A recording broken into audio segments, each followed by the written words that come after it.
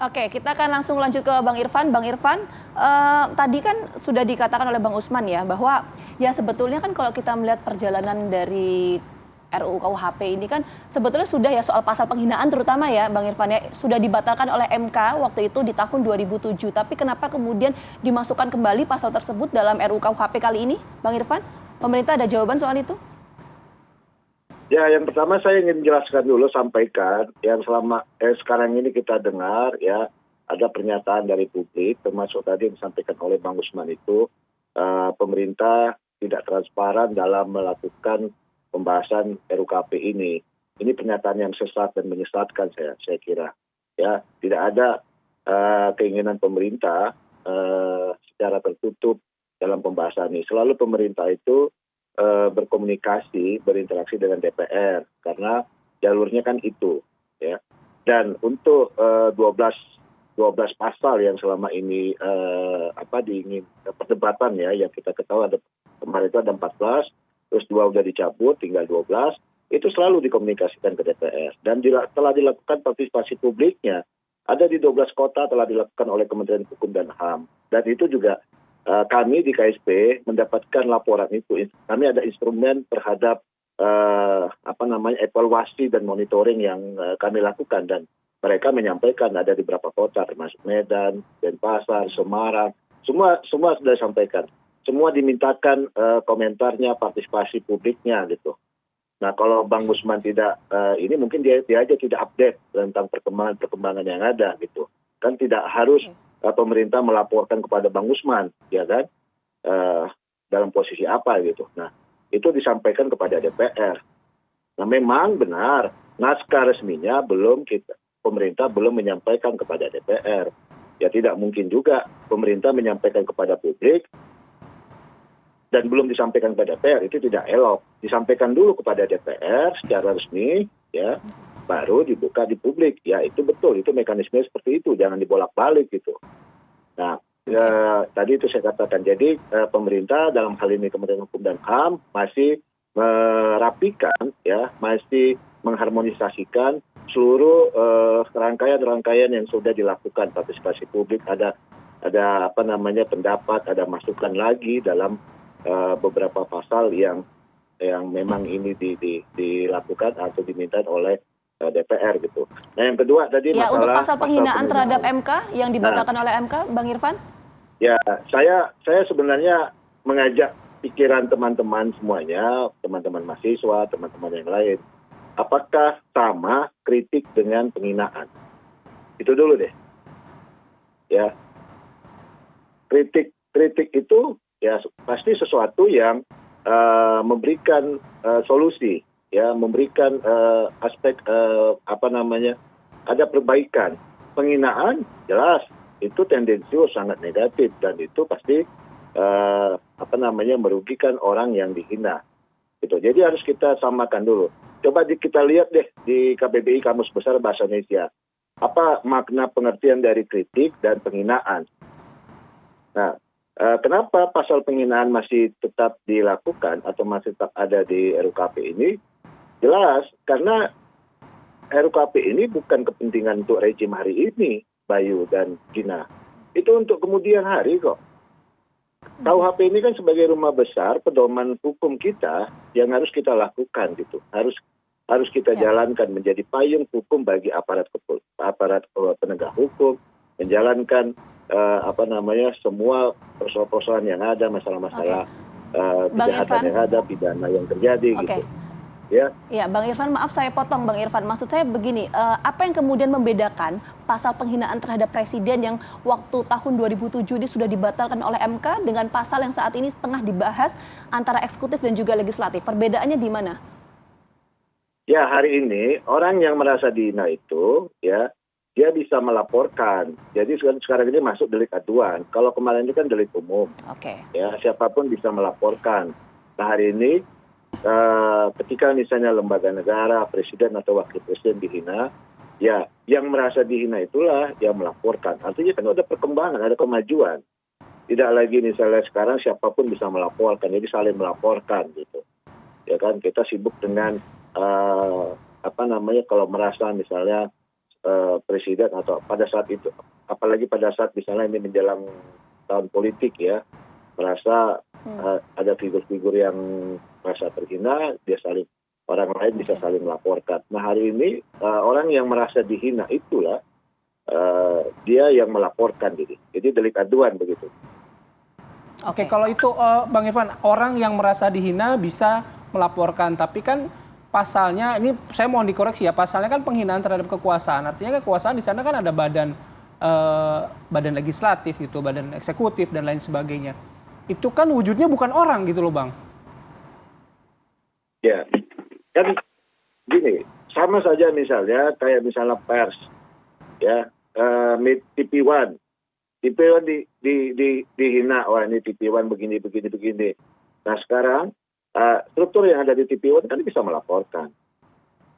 DPR misalnya, ya komposisi yang ada di DPR kan pimpinan DPR bisa melaporkan, perangkat DPR kan bisa melaporkan kalau memang lembaga DPR-nya ya dihina.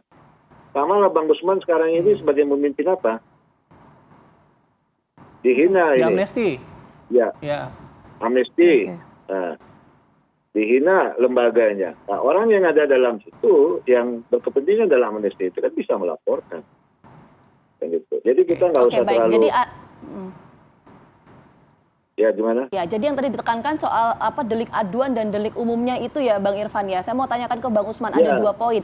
Tadi Bang Irfan mengatakan bahwa ini memang draftnya belum dikirimkan ke legislatif. Kemudian yang kedua adalah perbedaan antara pasal yang dibatalkan oleh MK tahun 2007 dengan yang dibahas saat ini adalah berkaitan perbedaannya soal delik umum dan juga delik aduan. Tanggapan Bang Usman?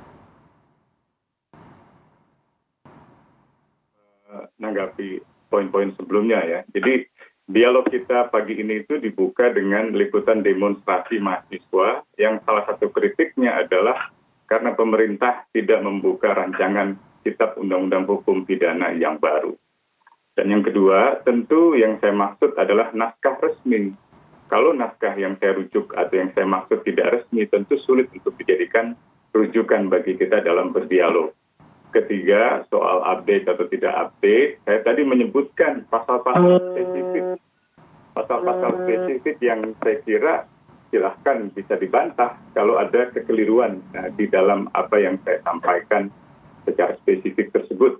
Yang keempat, saya kira soal perbedaan kritik dan penghinaan tadi Mbak Vita sudah sangat baik menjelaskan bagaimana kita membedakan antara seseorang pribadi dengan jabatannya atau bahkan dengan apa yang disebut sebagai pemerintahan yang sah atau kekuasaan misalnya, seperti itu. Bayangkan seorang Joko Widodo datang ke kantor polisi.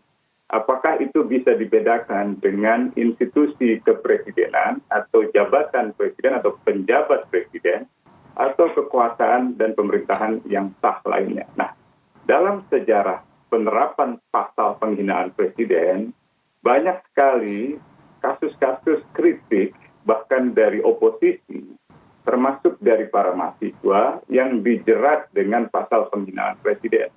Saya ingat misalnya kasus Heri Ahmadi, ini pemimpin mahasiswa Institut Teknologi Bandung di tahun 78 yang berdemonstrasi menentang pemerintahan Soeharto.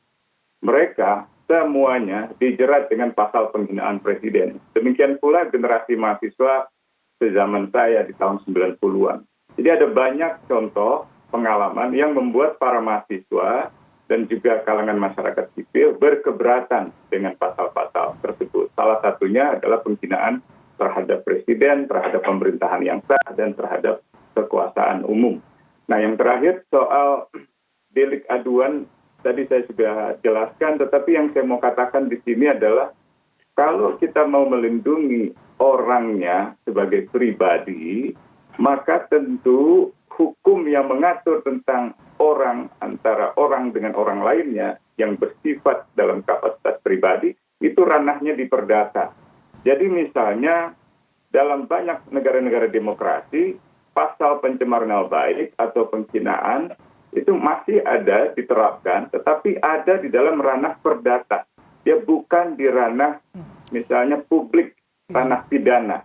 hukum pidana itu sebenarnya lebih mengatur hukum-hukum publik ya. Memang ada delik-delik aduan, tetapi problemnya ketika kita menyangkut pejabat itu sulit dibedakan itu. Dan yang disebut sebagai orang tentu bukan pejabat. Kalau kita baca kamus hitam hukum, Black Law Dictionary, itu tidak ada lagi yang disebut sebagai defamation. Atau kalaupun masih disebutkan, defamation disebut atau penghinaan terhadap misalnya presiden atau pejabat, itu sudah dianggap lagi bukan dianggap lagi sebagai tindakan kriminal. Jadi bisa saja itu dipakai, tapi masuk ke dalam ranah perdata. Gitu. Jadi saya kira itu yang membedakannya. Sama seperti contoh amnesti. Amnesti itu bukan lembaga negara, bukan pemerintahan, bukan kekuasaan, bukan juga yang memiliki otoritas seperti presiden. Jadi tidak relevan contoh-contoh itu dikemukakan untuk menanggapi kritik terhadap delik penghinaan terhadap presiden. Demikian.